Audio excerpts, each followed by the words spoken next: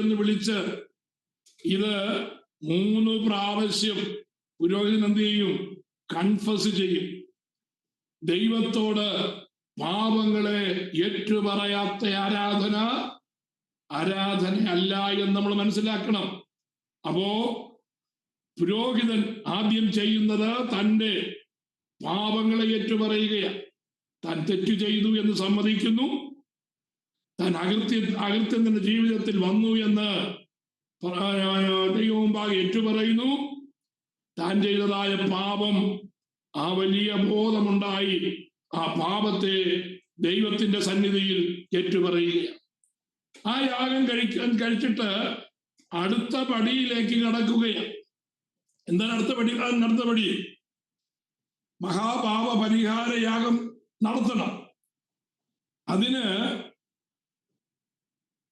ആദ്യം പുരോഹിതൻ ചെയ്യുന്നത് ഒരുപോലെ ഇരിക്കുന്ന 2 കോലാടുകളെ തിരഞ്ഞെടുക്കും. ഒരുപോലെ ഇരിക്കുന്ന, അതിൻ്റെ ഹൈറ്റ് ഒരുപോലെ, വണ്ണം ഒരുപോലെ, അതിൻ്റെ നിറം ഒരുപോലെ, എല്ലാം ഐഡന്റിക്കലായിട്ടുള്ള 2 കോലാടിനെ തിരഞ്ഞെടുക്കും. ആ 2നെയും സമാഗമന കൂടാരത്തിന്റെ മുമ്പിൽ നിർത്തും.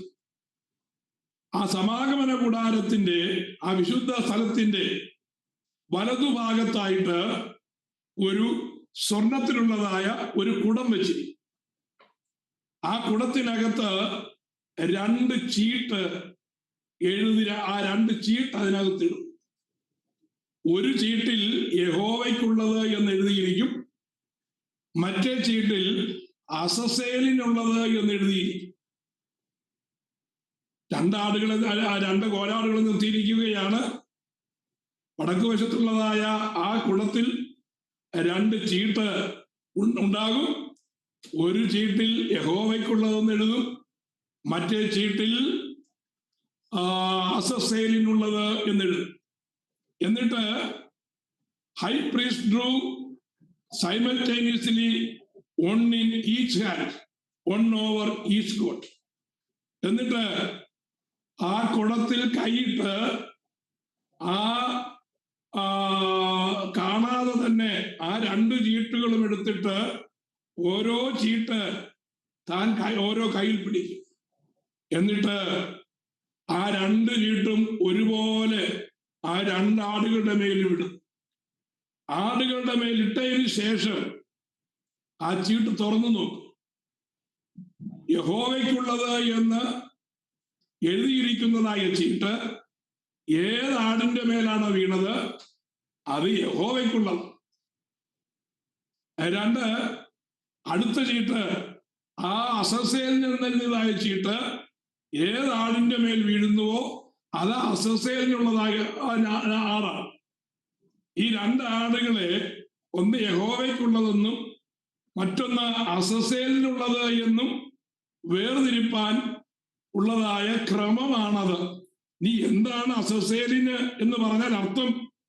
അസസേലിൻ എന്ന് പറഞ്ഞാൽ 4 പ്രധാനപ്പെട്ടതായ അർത്ഥം അതിനകത്തുണ്ട്.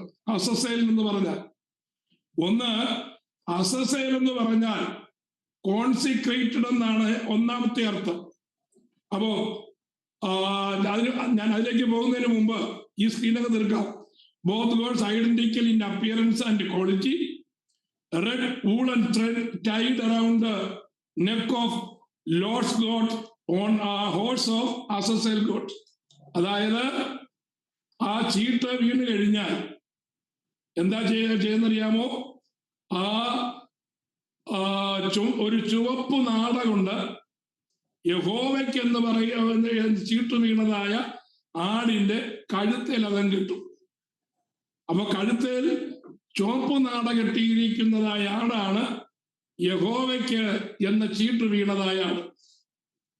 മറ്റേ ആടിന് അതേപോലെ ഒരു ചുവപ്പ് നാട അതിന്റെ കൊമ്പുകൾക്കിടയിൽ കിട്ടും. എന്ന് പറഞ്ഞാൽ ഇടത്തെ കൊമ്പും വലത്തെ കൊമ്പും കൂടെ ചേർത്ത് ആ നാട കൊണ്ട് ബന്ധിക്കും. അപ്പോ 2 ആടിനും നാടയുണ്ട്. യഹോവയ്ക്കുള്ളതായ ആടിന്റെ കഴുത്തിലാണ് ചുവപ്പ് നാട, അസസേലിനുള്ളതായ ആടിന്റെ കൊമ്പുകളെ തമ്മിൽ ചേർത്ത് കെട്ടിയിരിക്കുകയാണ് ചുവപ്പ് നാട്. അതിനുശേഷം എന്തെന്നറിയാമോ? Yahweh's name was declared 10 times total during the entire lot ceremony. ഈ ചീട്ടിടുമ്പോ യഹോവയ്ക്കുള്ളത് എന്ന് പറഞ്ഞ് പുരോഹിതൻ 10 പ്രാവശ്യം അത് ഉച്ചരിപ്പാനായിട്ടിടയായി. ആ 10 പ്രാവശ്യം പുരോഹിതൻ അത് പറയുമ്പോ നിൽക്കുന്നതായ ജനം തല കുമ്പിട്ട് പ്രാർത്ഥനയോടെ ആയിരിക്കും. ആ പ്രാർത്ഥിക്കുന്ന പ്രത്യേക പ്രാർത്ഥനകളൊക്കെ ഉണ്ട്. ഞാൻ തൽക്കാലം അത് പറയുന്നില്ല. അത് വളരെ നല്ല ഒരു പ്രാർത്ഥനയാണ് അവരുടെ പ്രാർത്ഥന. ഈ 2 ആടുകളും അവിടെ നിൽക്കുന്നതായ ജനത്തെ ഫേസ് ചെയ്താണ് നിൽക്കുന്നത്. അവർക്കറിയാം തങ്ങളുടെ പാപങ്ങൾ, ആ കഴിഞ്ഞ 1 വർഷം ചെയ്തതായ പാപങ്ങൾ ഈ ആടുകളുടെ മേൽ ചുമത്തുകയാണ്. അപ്പൊ അവരുടെ ഹൃദയത്തിനകത്തെ ചിന്ത ഒന്ന് നോക്കണം. പാപം ചെയ്യുന്നവന്റെ, യഹോവയായ ദൈവത്തിന്റെ മുമ്പിൽ പാപം ചെയ്തുകൊണ്ടൊരുവൻ വരാൻ പാടില്ല. ഇപ്പോൾ അവർ നിൽക്കുന്നത് എവിടെയാണ്? യഹോവയുടെ തേജസ് ഇറങ്ങി വസിക്കേണ്ടതായ സമാഗമന കൂടാരത്തിനടുത്താണ് നിൽക്കുന്നത്. ആ പാപം ചെയ്തു എന്നുള്ള കാര്യം അവർക്ക് വളരെ ക്ലിയർ ആണ്. കഴിഞ്ഞ 360 ദിവസവും ചെയ്തതായ പാപങ്ങളുടെ ഒരു വലിയ ചങ്ങല അല്ലെങ്കിൽ ഒരു വലിയ ലിസ്റ്റ് ഓരോരുത്തരുടെ മനസ്സിൽ കൂടി ഇങ്ങനെ പോയിക്കൊണ്ടിരിക്കും. കാരണം നിശബ്ദമാണ്, ഏരിയ നിശബ്ദമാണ്. ഓരോരുത്തരും ആ മഹാപാപ പരിഹാര ദിവസത്തിൽ അർപ്പിക്കേണ്ടതായ ആ യാഗകർമ്മത്തിന്റെ മഹനീയമായ നിമിഷങ്ങളിലായിരിക്കുകയാണ്. അവർക്ക് മറ്റൊന്നും ചിന്തിക്കാനില്ല. അവർ ചിന്തിക്കുന്നത് ഈ പാപപരിഹാര യാഗത്തെ കുറിച്ചാണ് അവരുടെ ചിന്ത. എന്തിനാണ് ഈ യാഗം? ഞങ്ങളുടെ പാപത്തിന് വേണ്ടിയാണ് ഈ യാഗം അർപ്പിക്കുന്നത്. ഞങ്ങൾ മരിക്കേണ്ടതായ സ്ഥാനത്ത് ഞങ്ങൾക്ക് പകരം ഈ ആടാണ് മരിക്കുന്നത്. ആടെന്ത് കുറ്റം ചെയ്തു? ആടെന്ത് കുറ്റം ചെയ്തിട്ടാണ് ആട് ഇവിടെ കൊല്ലപ്പെടാൻ പോകുന്നത്? ആ ഒരു ചിന്ത അവരുടെ മനസ്സിനെ വല്ലാതെ മതിക്കുവാനിടയാകും. തങ്ങൾ ചെയ്തതായ പാപത്തിന്റെ പരിഹാരം, ആ പാപത്തിന്റെ പരിഹാരത്തിനായി നിഷ്കളങ്കരായ 2 മൃഗങ്ങൾ ഒരേ സമയത്ത് കൊല്ലപ്പെടുവാൻ പോകുകയാണ് എന്ന് ഓർത്ത് അവരുടെ മനസ്സിൽ ആ പശ്ചാത്താപം വരികയാണ്. നോക്കൂ, നാം പ്രാർത്ഥനയ്ക്കായി, ആരാധനയ്ക്കായി കടന്നു വരുമ്പോ, നാം ദൈവസന്നിധിയിലേക്ക് കടന്നു വരുവാൻ നമ്മെ യോഗ്യരാക്കിയത് എന്താണ്? പാപമില്ലാത്ത നമ്മുടെ വാഴ്ത്തപ്പെട്ട കർത്താവ് ആ പരിശുദ്ധമായ സന്നിധി വെടിഞ്ഞ് ഈ താണലോകത്തിലേക്ക് വന്ന് പാപമയമായ ജഡത്തിൽ വസിച്ച് പാപം ചെയ്യാതെ തന്നെ സൂക്ഷിച്ച് പാപത്തെ പിശാചിനെയും ജയിച്ച് പാപമില്ലാതെ നിൽക്കുന്ന ദൈവത്തിന്റെ കുഞ്ഞാടായ കർത്താവായ യേശുവിനെ നാം നമ്മുടെ മനസ്സിൽ നിറയ്ക്കണം. ആ സമയം അതാണ് ആരാധനയുടെ മനോഹാരിത എന്ന് പറയുന്നത്. നാം എപ്പോഴെങ്കിലും അങ്ങനെ ചെയ്യാറുണ്ടോ? ഒരു പക്ഷേ കർത്തൃമേശ എടുക്കുമ്പോൾ നാം അങ്ങനെ ചിന്തിച്ചു എന്ന് വരാം. പക്ഷേ നമ്മുടെ ആരാധനയുടെ, നമ്മുടെ പ്രാർത്ഥനയുടെ വേളകളിൽ, ദൈവസന്നിധാനത്തിൽ ഉപവാസത്തോടെ ചെല്ലുന്നതായ സമയങ്ങളിൽ നമ്മുടെ ഹൃദയത്തിൽ അങ്ങനെ ഒരു അനുഭവം വരാറുണ്ടോ? ഇതാണ് പുതിയ നിയമ ആരാധനയുടെ ശ്രേഷ്ഠത എന്ന് പറയുന്നത്. വരുമ്പോ സമയം കിട്ടുന്നതിനനുസരിച്ച് പാടി തിമിർത്ത് ശബ്ദമുഖരിതമായി അന്തരീക്ഷത്തിൽ എന്തൊക്കെയോ ചെയ്തു കൂട്ടി കടന്നു പോകുന്ന പ്രക്രിയ അല്ല പുതിയ നിയമ ആരാധന. ശരിയായ ആരാധന എന്ത് എന്ന് ദൈവം പ്രമാണം കൊടുത്തിട്ടുണ്ട്. അതാണ് ശരിയായ ആരാധനയുടെ ഡോക്ട്രിൻ എന്ന് പറയുന്നത്. ഏറ്റവും പ്രധാനപ്പെട്ടതായ കാര്യം, ആരാധനയുടെ ആദ്യോടന്തം നമ്മുടെ ഹൃദയത്തിൽ തിങ്ങി നിറയുന്ന നമ്മുടെ വാഴ്ത്തപ്പെട്ട യേശു കർത്താവിനെ കുറിച്ചുള്ള ആ വലിയ ചിന്ത നമ്മുടെ ഹൃദയത്തിൽ നിറയുമ്പോഴാണ് പാപത്തെ കുറിച്ചുള്ളതായ വലിയ ബോധം നമ്മുടെ മേലുണ്ടാകുന്നത്, നമ്മുടെ ഉള്ളത്തിലുണ്ടാകുന്നത്.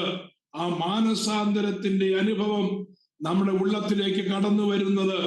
അറിയാതെ ആ നിൽക്കുന്നതായ ജനം ഈ ആടുകളുടെ നിഷ്കളങ്കമായ മുഖത്തേക്ക് നോക്കുമ്പോ അവരറിയാതെ കരഞ്ഞു പോകുമെന്നാണ് ഞാൻ കരുതുന്നത്. Praise the Lord. അപ്പോ ആ രണ്ടാടുകളും എന്താ ചെയ്യുന്നത്? അവരുടെ പാപങ്ങളെ വഹിച്ചുകൊണ്ട് നിൽക്കുകയാണ്. അസസേൽ എന്നുള്ളതായ ആ വാക്കിന് 4 അർത്ഥമുണ്ട് എന്ന് ഞാൻ പറഞ്ഞു. ഒന്ന്, യഹോവയ്ക്കുള്ളതെന്ന് ചീട്ട് വീണതിനെ മാറ്റി നിർത്തിയിരിക്കുകയാണ്. രണ്ടാമത്തത് അസസേൽ എന്നുള്ളതാണ്. എന്താ അസസേൽ എന്ന് പറഞ്ഞാൽ? ഒന്ന്, consecrated, set apart, dedicated to God. ദൈവത്തിന് വേണ്ടി വിശുദ്ധീകരിക്കപ്പെട്ടത്, ദൈവത്തിന് നേർച്ചയാക്കപ്പെട്ടത് എന്നാണ് അതിന്റെ അർത്ഥം. ദൈവത്തിന് കൊടുത്തത്, കോൺസിക്രേറ്റഡ്, ദൈവത്തിന് വേണ്ടി വിശുദ്ധീകരിച്ചത്. 2, സെറ്റ് അപ്പാർട്ട് എന്ന് പറഞ്ഞാൽ മറ്റെല്ലാറ്റിൽ നിന്നും മാറ്റി നിർത്തിയിരിക്കുകയാണ്. ലോകത്തോട് ബന്ധമില്ല, മറ്റ് കാലിക്കൂട്ടങ്ങളോട് ബന്ധമില്ല, മറ്റാട്ടിൻകൂട്ടങ്ങളോട് ബന്ധമില്ല. എല്ലാറ്റിൽ നിന്നും മാറ്റപ്പെട്ട് വേർപെട്ട് നിർത്തിയിരിക്കുകയാണ്. പൂർണ്ണമായും വേർതിരിക്കപ്പെട്ടതാണ്.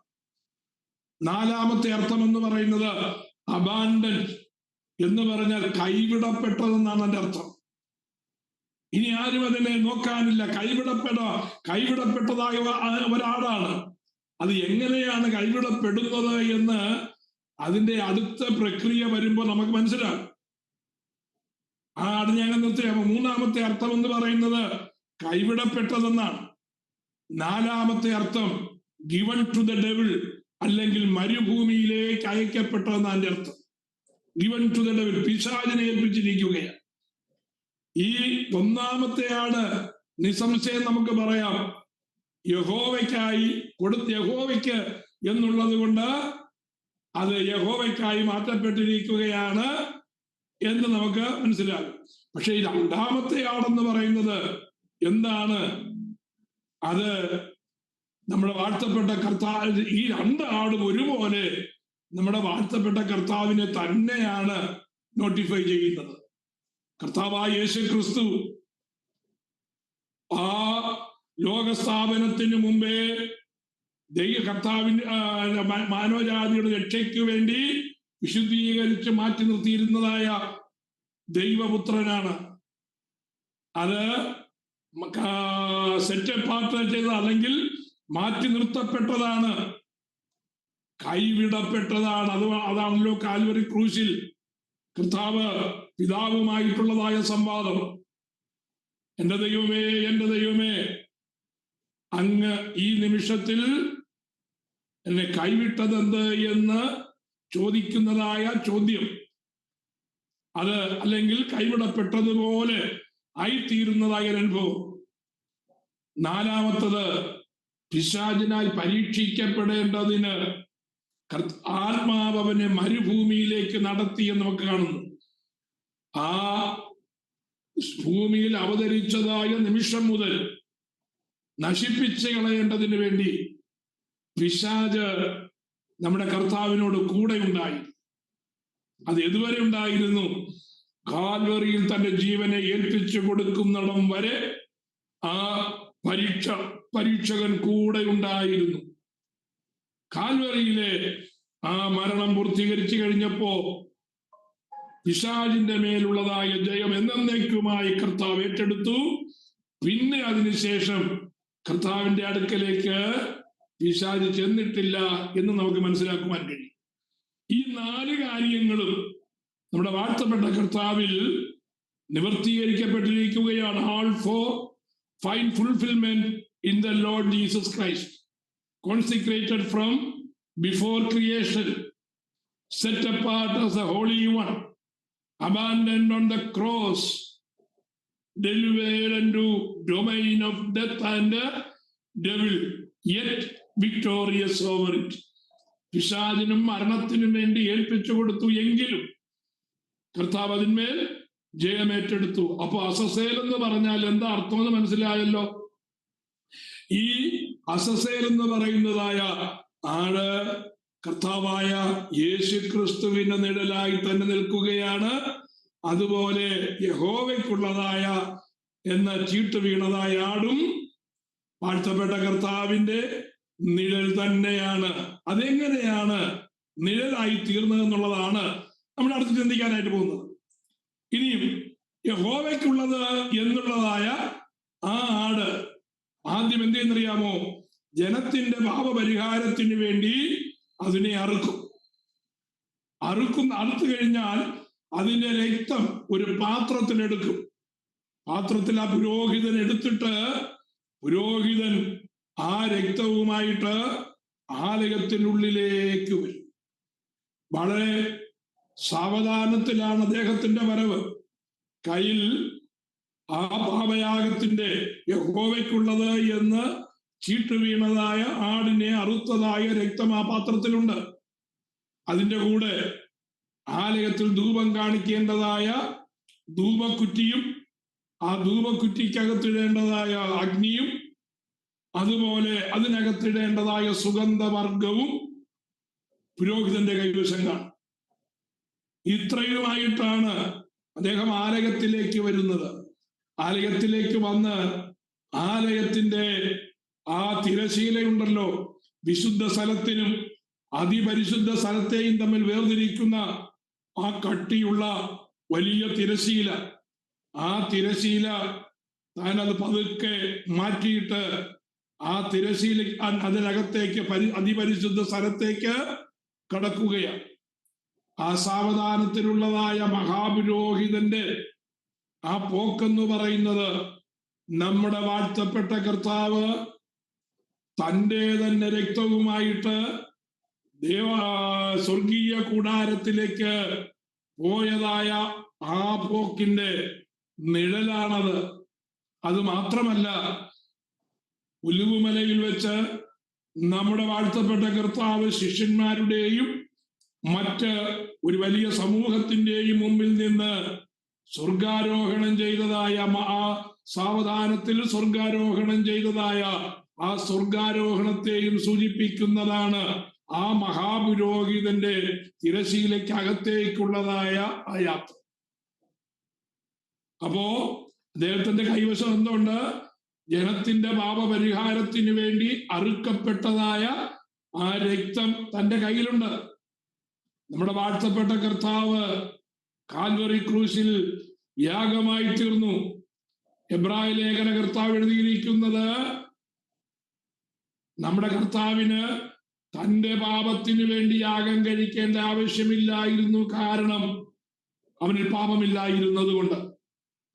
പിന്നെ ഒരു യാഗമൃഗത്തിന്റെ രക്തമല്ല, താൻ കാൽവറിയിൽ ചൊരിഞ്ഞ തൻ്റെ തന്നെ രക്തവുമായിട്ടാണ് ആ സ്വർഗീയ ദേവാലയത്തിലേക്ക് പോയത് എന്ന് എബ്രായ ലേഖനം നമ്മെ പഠിപ്പിക്കുകയാണ്.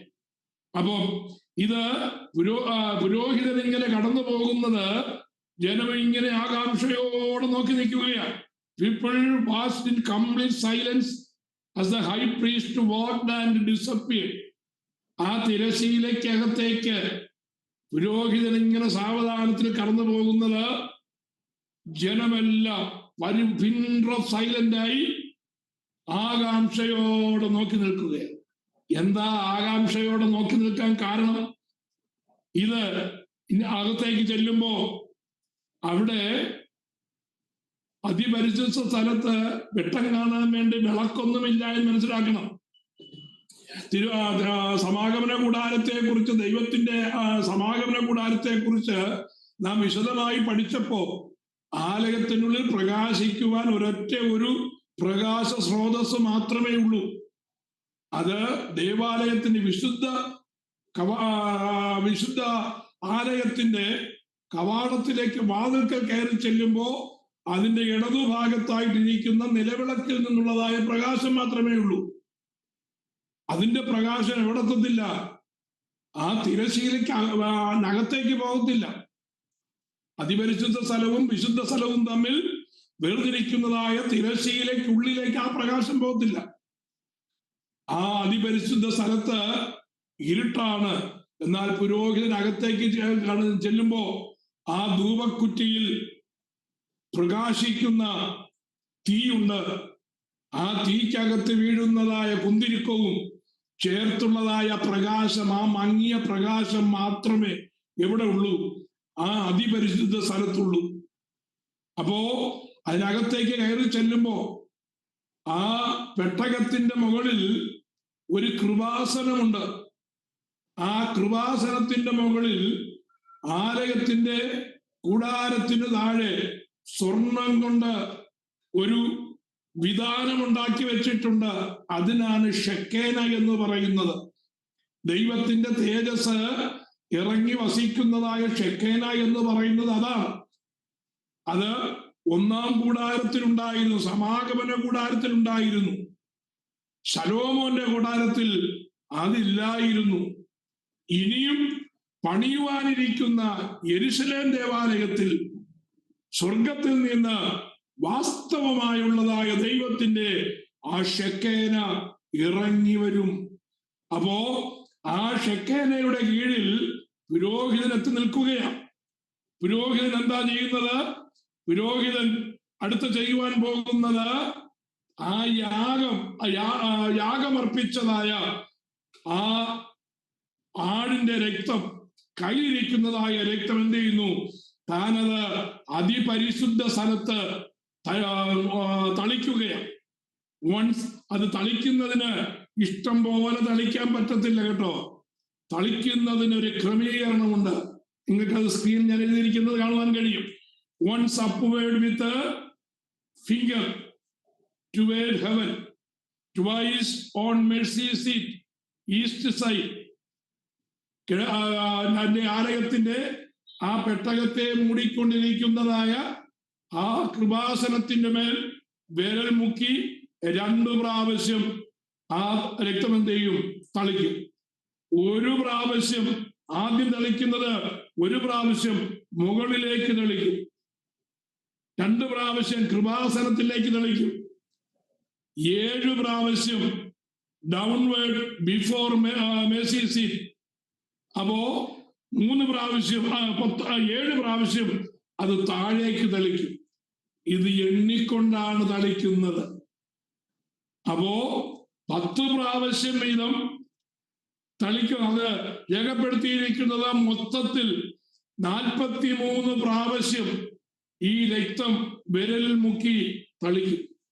43 പ്രാവശ്യം എന്നുള്ളത് 42 ആകത്തില്ല, 44 ആകത്തില്ല.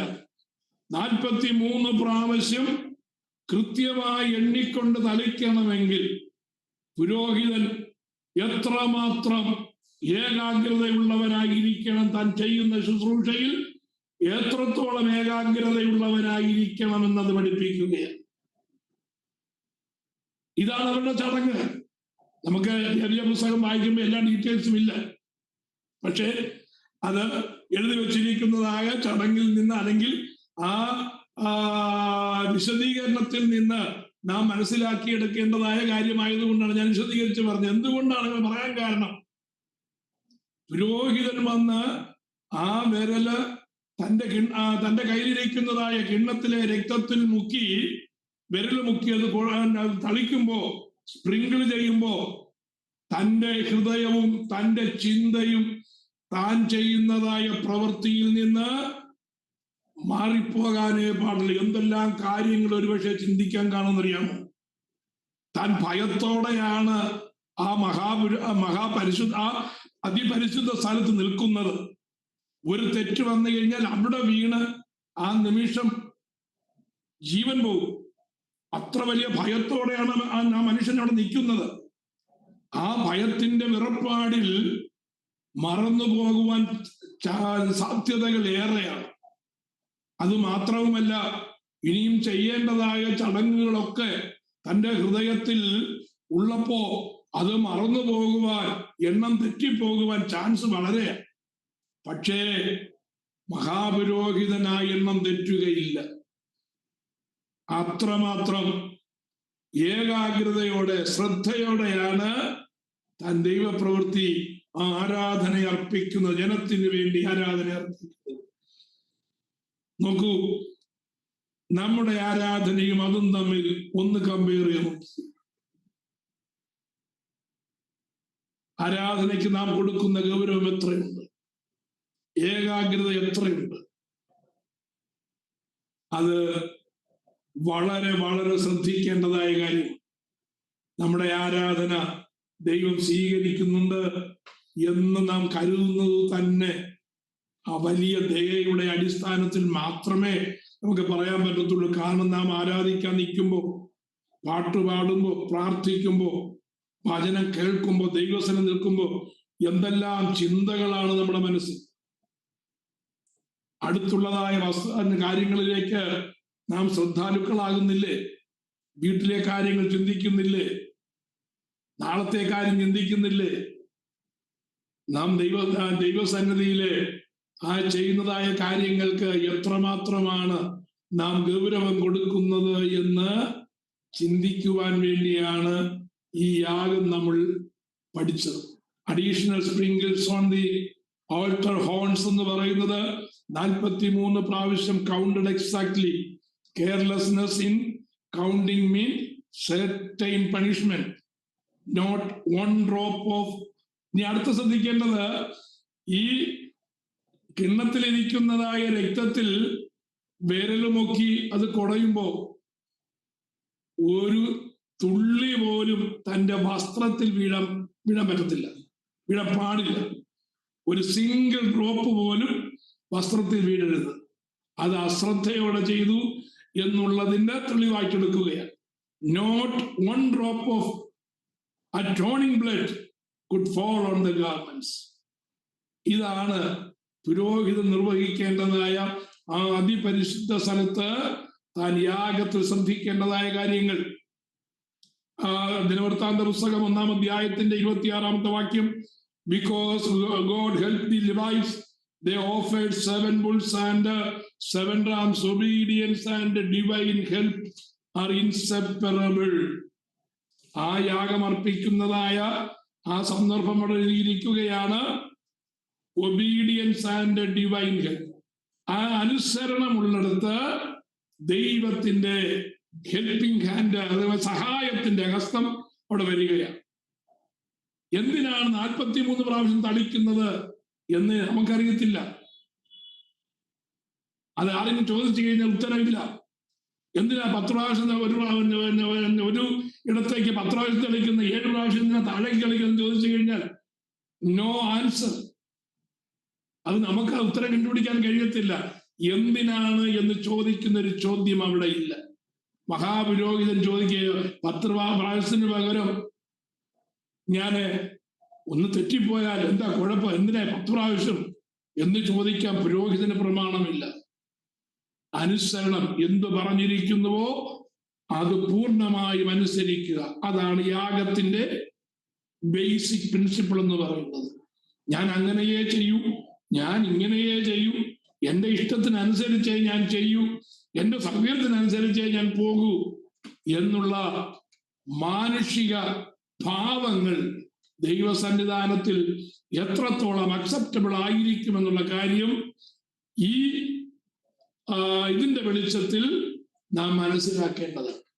പഴയ നിയമയാഗമാണെന്ന് കരുതി വിട്ടുകളയരുത്. പഴയ നിയമയാഗം അത് അക്ഷരത്തിന്റെ യാഗത്തിന് ഇത്രത്തോളം പ്രാധാന്യമെങ്കിൽ അതിപരിശുദ്ധ സ്ഥലത്ത് പിതാവും പുത്രനും പരിശുദ്ധാത്മാവും അടങ്ങുന്നതായ ആ സ്വർഗീയ സന്നിധിയിൽ നാം ചെന്നാരാധിക്കുമ്പോൾ എത്രത്തോളം ഗൗരവമേറിയതാണ് എന്ന് നാം മനസ്സിലാക്കേണ്ടതാണ്. അതുകൊണ്ടാണ് പൗലോസ് പറഞ്ഞിരിക്കുന്നത്, അക്ഷരത്തിന്റെ ശുശ്രൂഷ തേജസ്സേറിയതാണ്. കാരണം അക്ഷരത്തിന്റെ ശുശ്രൂഷയും ഏറ്റെടുത്തുകൊണ്ട് മോശ ഇറങ്ങി വരുമ്പോ മോശയുടെ മുഖത്തേക്ക് നോക്കുവാൻ കഴിയാതെ മോശയുടെ പൊക്കം ചെയ്തു പ്രകാശിച്ചെന്ന എഴുതിയേക്കുന്നത്. അതുകൊണ്ട് ജനം വിളിച്ചു പറഞ്ഞു, അയ്യോ, നിന്റെ മുഖത്ത് നോക്കുവാൻ ഞങ്ങൾക്ക് കഴിയത്തില്ല, നീ ഒരു മൂടുപടം ഇട്ട് മാത്രമേ ഞങ്ങൾ സംസാരിക്കാവൂ, അല്ലാതെ നിന്റെ മുഖത്ത് നോക്കുവാൻ ഞങ്ങൾക്ക് കഴിയത്തില്ല.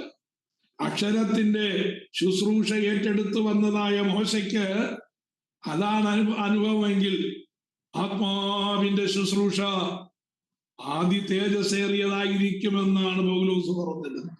അങ്ങനെയെങ്കിൽ ഞാനും നിങ്ങളും പ്രാപിച്ചിരിക്കുന്നതായ ആ ആത്മാവിന്റെ അനുഭവമുണ്ടല്ലോ, ആ ശുശ്രൂഷയുണ്ടല്ലോ, ചെറുതും വലുതുമായ ഏത് ശുശ്രൂഷയും അത് തേജസ്സേറിയതാണ്, ഗൗരവമേറിയതാണ്, ഭയത്തോടെ ചെയ്യേണ്ടതാണ്, ഭക്തിയോടെ ചെയ്യേണ്ടതാണ്, അനുസരണയോടെ ചെയ്യേണ്ടതാണ്, ക്രമമായി ചെയ്യേണ്ടതാണ്, വലിയ സമർപ്പണത്തോടെ ചെയ്യേണ്ടതാണ് എന്ന് നാം ഓർക്കണം. Praise the Lord. അപ്പോ ഇത് പുരോഹിതനകത്ത് നിൽക്കുക, സംഗതി കഴിഞ്ഞില്ല കേട്ടോ.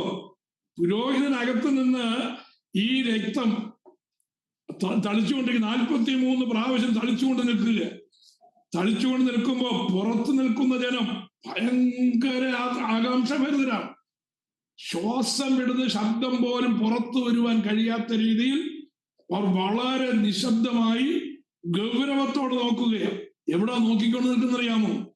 എല്ലാവരുടെയും നോട്ടം ആ അസസേൽ എന്ന് എഴുതിയ കോലാടിന്റെ കൊമ്പുകൾക്കിടയിൽ കെട്ടിയിരിക്കുന്ന ചുവന്ന റിബണിന്റെ മേലാണ്, ആ ചുവന്ന നാടയുടെ മേലാണ് എല്ലാവരുടെയും നോട്ടം. ചുവന്ന ഒരു നാട കെട്ടിയിരിക്കുകയാണ് 2 കൊമ്പുകൾക്കിടയിൽ. ആ നിൽക്കുന്നതായി ഇസ്രയേലിന്റെ സകല നോട്ടവും ആ ചുവപ്പ് നാടയിലാണ്. പുരോഹിതൻ അകത്തു നിന്ന് രക്തം കുടഞ്ഞുകൊണ്ടിരിക്കുമ്പോ ആ മഹാപാപ പരിഹാര ബലിയുടെ രക്തം ആലയത്തിൽ തളിക്കപ്പെടുമ്പോ പുറത്ത് ഒരു വലിയ അത്ഭുതം നടക്കുകയാണ്. എന്താ അത്ഭുതം എന്ന് പറയാമോ? ആ കൊമ്പുകൾ ചേർത്ത് കെട്ടിയിരിക്കുന്ന ആ ചുവപ്പ് നാടയിലെ ആ രക്തം ഒരറ്റത്ത് നിന്ന് കൈ തൊടാതെ ഒരറ്റത്ത് നിന്ന് ആ നിറം മാറുവാൻ ആരംഭിക്കും. പതുക്കെ ആ നിറം മാറി, ചുവപ്പെന്നുള്ളതായ നിറം മാറി തൂവെള്ള നിറമായി കൊണ്ടിരിക്കും. അത് ഒരറ്റത്തുനിന്ന് തുടങ്ങി മറ്റേ അറ്റം വരെ, ആ റിബണിന്റെ ആ ചുവപ്പ് നാടയുടെ മറ്റേ അറ്റം വരെ ആ ചുവപ്പ് നിറം മാറി അത് വെള്ള നിറമായി കഴിയുമ്പോ ജനം അത്യുത്സാഹത്തോടെ അത്യുച്ചത്തിൽ അവരെ കൊണ്ട് കഴിയുന്നതിന്റെ പരമാവധി ഉച്ചത്തിൽ ദൈവത്തിന് സ്തോത്രമർപ്പിക്കും. കാരണം എന്താ അതിന്റെ അർത്ഥം എന്നറിയാമോ? ഇതുവരെയും ഞങ്ങളുടെ രക്താംബരം പോലെ ചുവന്നതായിരുന്നു. ആ മഹാപാപ പരിഹാരത്തിന് വേണ്ടി അറുക്കപ്പെട്ട യഹോവയായ ദൈവത്തിനുള്ളത് എന്നുള്ളതായ ആടിന്റെ രക്തം അതിപരിശുദ്ധ സ്ഥലത്തെത്തിയപ്പോ ഞങ്ങളുടെ പാപത്തെ ദൈവം മറച്ചു കളഞ്ഞു. അത് കഴിഞ്ഞ വർഷം ചെയ്തതായ പാപം ദൈവം ക്ഷമിച്ചു തന്നു. ഇനി ഞങ്ങൾക്ക് ഈ നിമിഷം പാപമില്ല എന്ന ആ വലിയൊരു സത്യത്തിലേക്ക് അവർ എത്തിക്കഴിയുമ്പോ അവർ അത്യുച്ചത്തിൽ ഏർപ്പെടുവാനിടയാകും. പാപം ക്ഷമിച്ചു കിട്ടിയതായ ഒരു ജനത്തിന്റെ സന്തോഷമാണ് നമുക്കിവിടെ കേൾക്കുവാൻ കഴിയുന്നത്. ഇതാണ് ആരാധനയുടെ ഘോഷം, സന്തോഷത്തിന്റെ ഘോഷം ഇതാ. അപ്പോ by God's miraculous provision that red thread turned white. This happened when the blood was accepted, the sign of divine forgiveness. ഇതാണ് ആ ദൈവിക ക്ഷമയുടെ ഏറ്റവും ഉദാത്തമായ അടയാളമാണത്. Occurred for approximately 400 years from Solomon's temple onwards. ശലോമോൻ പണിതതായ ആലയത്തിന്റെ ആ ആലയം മുതൽ ഏതാണ്ട് 400 വർഷം ഇത് ഇതുപോലെ നടക്കുവാനിടയായി. കുറെ കഴിഞ്ഞപ്പോ എന്തെന്നറിയാമോ? ഇതെല്ലാം ഒരു ചടങ്ങായിട്ട് മാറ്റപ്പെട്ടു. ജനം പാപം ചെയ്തു, പാപത്തിൽ നിന്ന് അവർ കരകയറുന്നില്ല. ചെയ്ത പാപം തന്നെ പർപ്പസിന് വീണ്ടും ചെയ്യുവാൻ, ചെയ്തത് തന്നെ വീണ്ടും ചെയ്യുവാൻ ദൈവത്തെ കോപിപ്പിക്കുന്നതായ അനുഭവത്തിലേക്ക് അത് കടന്നു വന്നു. അതാണ് നമുക്ക് രാജാക്കന്മാരുടെ 1-ാം പുസ്തകവും 2-ാം പുസ്തകവും ദിനവൃത്താന്ത പുസ്തകവും നമ്മെ പഠിപ്പിക്കുന്നത്. ദൈവത്തിന്റെ സന്നിധിയിൽ അവർ പാപം ചെയ്ത് ദൈവത്തെ എങ്ങനെയൊക്കെ കോപിപ്പിക്കാമോ അങ്ങനെയൊക്കെ അത് കോപിപ്പിച്ചു. അതുകൊണ്ട് കുറച്ചു നാൾ കഴിഞ്ഞപ്പോ ആ രക്തം, ആ ചുവപ്പ് നാട മാറുന്നത് നിന്നു പോകുവാനിടയായി. യെശയ്യാവ് അതുകൊണ്ട് വിളിച്ചു പറഞ്ഞു, യെശയ്യാവിന്റെ പുസ്തകം 1-ാം അധ്യായം 18-ാമത്തെ വാക്യം എന്താ വായിക്കുന്നത്? ദൈവം അവരെ നോക്കി വിലപിക്കുകയാണ്. ഒരുപക്ഷെ വിലപിക്കുകയാണോ, കോപിക്കുകയാണോ, അതോ നിരാശയോട് സംസാരിക്കുകയാണോ നമുക്കറിയത്തില്ല. ദൈവം പറയുകയാണ് യെശയ്യാവിൽ കൂടെ, though your sins are like scarlet, they shall be as white as snow. നിങ്ങളുടെ പാപം രക്താംബരം പോലെ ചുവപ്പായിരുന്നാലും ഞാൻ അതിനെ വെളുപ്പിക്കും. പക്ഷേ നിങ്ങളുടെ ഹനനയാകവും നിങ്ങളുടെ ഹോമയാകവും എനിക്ക് പ്രസാദകരമല്ല. ഞാൻ നിങ്ങളോട് ഹനനയാഗം ചോദിച്ചോ, ഞാൻ നിങ്ങളോട് ഹോമയാഗം ചോദിച്ചോ, എനിക്ക് മൃഗങ്ങളുടെയും ആടിന്റെയും രക്തം എന്തിന് എന്ന് ചോദിക്കത്തക്കതായ വിധത്തിൽ ഇസ്രായേൽ മക്കളുടെ യാഗം കൊണ്ട് ദൈവം പൊറുതിമുട്ടി. കാരണം യാഗം കൊണ്ട് യാതൊരു പ്രയോജനവുമില്ലാതെ വരുവാനായിട്ടിടയായി. This is exactly the scripture, the red to white transformation illustrated. തീർന്നില്ല. ഞാൻ ഒരു കാര്യം കൂടെ പറഞ്ഞ് ഞാൻ നിർത്താൻ സമയമായി. ഇപ്പൊ നമ്മുടെ മുമ്പിൽ എന്തുണ്ട്? അസസേലിനുള്ളതായ ആടോടെ നിൽപ്പുണ്ട്. അസസേലിനുള്ളതായ ആടിനെ സംബന്ധിച്ച് ജനസന്തോഷത്തിന്റെ മൂർധന്യാവസ്ഥയിലാണ് ഇപ്പോ. കാരണം പാപം ക്ഷമിച്ചു കിട്ടി, ആ നാട് വെള്ളയായി കഴിഞ്ഞു. ഇനി അസസേലിനെ, ഈ ആടിനെ എന്താ ചെയ്യേണ്ടത്? ഇനിയാണ് ഈ ആടിൽ കർത്താവായ യേശുക്രിസ്തുവിന്റെ ശുശ്രൂഷയുടെ അടുത്ത ഘട്ടം നിവർത്തീകരിക്കപ്പെടുന്നത്. ഈ അസസേലിനുള്ളതായ ആടിന് എന്തെന്നറിയാമോ? പ്രത്യേകമായി നിയമിച്ചിരിക്കുന്നതായ ആളുകൾ വശം ഇതിനെ മരുഭൂമിയുടെ ഉൾപ്രദേശങ്ങളിലേക്ക് കൊണ്ടുപോകും. അത് കൊണ്ടുപോകുന്നതിന്റെ ചടങ്ങ് ഇങ്ങനെയാണ്: 1000 മുഴം ആ ആടിനെ നിർത്തിയിരിക്കുന്നതായ സ്ഥലം മുതൽ 1000 മുഴം ദൂരത്തിൽ ഒരാൾ നിൽക്കും. അത് കഴിഞ്ഞിട്ട് അവിടെ നിന്ന് 1000 മുഴം നീളത്തിൽ രണ്ടാമത്തെ ആൾ നിൽക്കും. അവിടെ നിന്ന് 1000 മുഴം അളന്ന് മൂന്നാമത്തെ ആൾ നിൽക്കും. അങ്ങനെ പലരാൽ ഈ ആടിനെ ആദ്യം കൊണ്ടുപോകുന്ന മനുഷ്യൻ ആദ്യം ആ 1000 മുഴം അകലെ നിൽക്കുന്നതായ മനുഷ്യനെ ഏൽപ്പിക്കും. അവൻ നടന്ന് അടുത്ത ആളിനെ ഏൽപ്പിക്കും. എന്നിട്ട് അവിടെ തന്നെ നിൽക്കുകയാണ്. എന്നിട്ട് എന്ത് ചെയ്യുന്നറിയാമോ? ഈ ഒടുവിൽ ആ ആടിനെ മരുഭൂമിയുടെ ഉള്ളിലേക്ക് കൊണ്ടുപോകത്തക്ക നിൽക്കുന്ന ഒടുവിലത്തെ ആ മനുഷ്യൻ ആ ആടിനെ മരുഭൂമിയിൽ കൊണ്ടുവിട്ടേച്ച് നിവൃത്തിയായി ഖലാഖ് എന്ന് വിളിച്ചു പറയും. ഖലാഖ് എന്ന് പറഞ്ഞു കഴിഞ്ഞാൽ നിവൃത്തിയായ എന്നതിന്റെ അർത്ഥം. കാരണം ആ ആടിനെ ഉപേക്ഷിച്ച് കളഞ്ഞു, ആ ആട് എന്നേക്കുമായി പോയി എന്നുള്ള അർത്ഥത്തിൽ നിവൃത്തിയായി എന്ന എബ്രായ ഭാഷയിൽ അവിടെ നിന്ന് വിളിച്ചു പറയും. ആ വാക്ക് കേൾക്കുന്നതായ അവസാനം നിൽക്കുന്നതായ മനുഷ്യൻ അവൻ അടുത്തയാളിനോട് പറയും, അത് അടുത്ത ആളിനോട് പറയും. പറഞ്ഞ് ആലയത്തിൽ അടുത്ത് നിൽക്കുന്നതായ മഹാപുരോഹിതന്റെ അടുക്കൽ ആ ശബ്ദമെത്തും. അപ്പൊ മനസ്സിലാകും ആ യാഗം അതോടെ പൂർത്തീകരിച്ചു. ഇതാണ് നിവൃത്തിയായി എന്നുള്ളതായ ശബ്ദം കാൽവറി ക്രൂശിൽ കർത്താവ് വിളിച്ചു പറഞ്ഞത്, സകലതും നിവൃത്തിയായെന്ന്.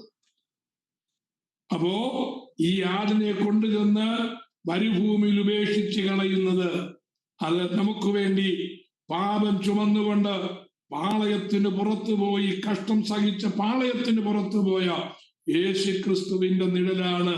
അതാണ് നമുക്ക് മനസ്സിലാക്കുവാൻ കഴിയുന്നത്. He confessed over it all the iniquities, transgressions and sin of Israel. A designated man led the goat into the wilderness, a place of complete emptiness. The goat never returned, carrying the sins of the people far away. ആ ആട് പാപവും വഹിച്ചുകൊണ്ട് ഇനി തിരിച്ചു വരുവാൻ കഴിയാത്ത വിധത്തിൽ എന്നേക്കുമായി അതങ്ങ് മാറിപ്പോകുകയാണ്. കുറെ വർഷം കഴിഞ്ഞപ്പോ ഈ ചടങ്ങിനൊക്കെ വ്യത്യാസം വരുവാനായിട്ട് ഇടയായി തീർന്നു എന്നാണ് പാരമ്പര്യം പറയുന്നത്. എന്താണെന്ന് ചോദിച്ചാൽ, ഏതോ ഒരു പ്രാവശ്യം ഈ ആട് തിരിച്ചു വന്നു കഴിഞ്ഞപ്പോ അത് വല്ലാത്തൊരു പ്രശ്നമായി തീർന്നു. അത് എന്താ ചെയ്തതെന്ന് ചോദിച്ചു കഴിഞ്ഞാൽ, പിന്നെ ഈ ആടിനെ മരുഭൂമിയിൽ ഉപേക്ഷിച്ച് കളയേണ്ടതിന് പകരം ഇതിനെ ഒരു വലിയ ക്ലിഫിന്റെ മുകളിലേക്ക്, അല്ലെങ്കിൽ പാറക്കെട്ടിന്റെ മുകളിലേക്ക് ഇതിനെ കൂട്ടിക്കൊണ്ടുപോകും. അവസാനം ആടിനെ എടുക്കുന്ന ആള് ഇതിനെ കൂട്ടിക്കൊണ്ട് ഉയരമുള്ളതായ ഒരു പർവ്വതത്തിന്റെയോ പാറയുടെ മുകളിൽ ചെന്നിട്ട് അതിനെ അവിടെ നിന്ന് തലകീഴായി താഴേക്ക് തള്ളിയിടും. അത് താഴെ വീണ് ചിതറിപ്പോകുവാനായിട്ടിടയാകും. പിന്നെ അത് മടങ്ങി വരാൻ കഴിയത്തില്ലല്ലോ. അത് അങ്ങനെയാണ് അതിന്റെ അവസാനം.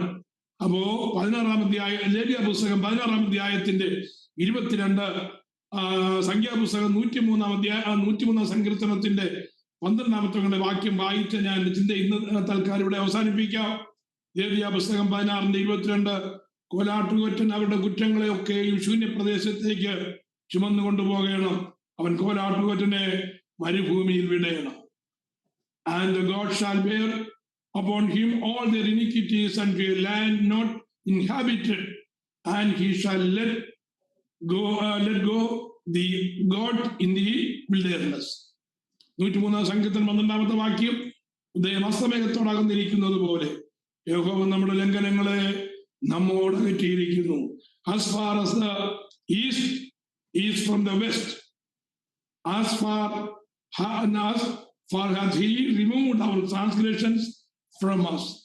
ഈ പാപത്തെ നമ്മിൽ നിന്ന് മാറ്റുന്ന ഈ മഹാപാപ പരിഹാര യാഗമാണ് കാൽവറി ക്രൂശിൽ കർത്താവ് നിർവഹിച്ചത്. അത് നമ്മുടെ ഓർമ്മയിൽ ഉണ്ടായിരിക്കണം. നാം ആരാധനയ്ക്കായി, പ്രാർത്ഥനയ്ക്കായി, കൂട്ടമായിട്ടോ ഏകമായിട്ടോ ഒക്കെ ദൈവസന്നിധിയിൽ വരുമ്പോ നമ്മുടെ ഹൃദയത്തിൽ ആ ചിന്ത ഉണ്ടാകണം. കർത്താവ് നമ്മെ സഹായിക്കുമാറാകട്ടെ. നമുക്ക് കണ്ണുകളെ അടയ്ക്കാം, പ്രാർത്ഥിക്കാം. ദൈവമായ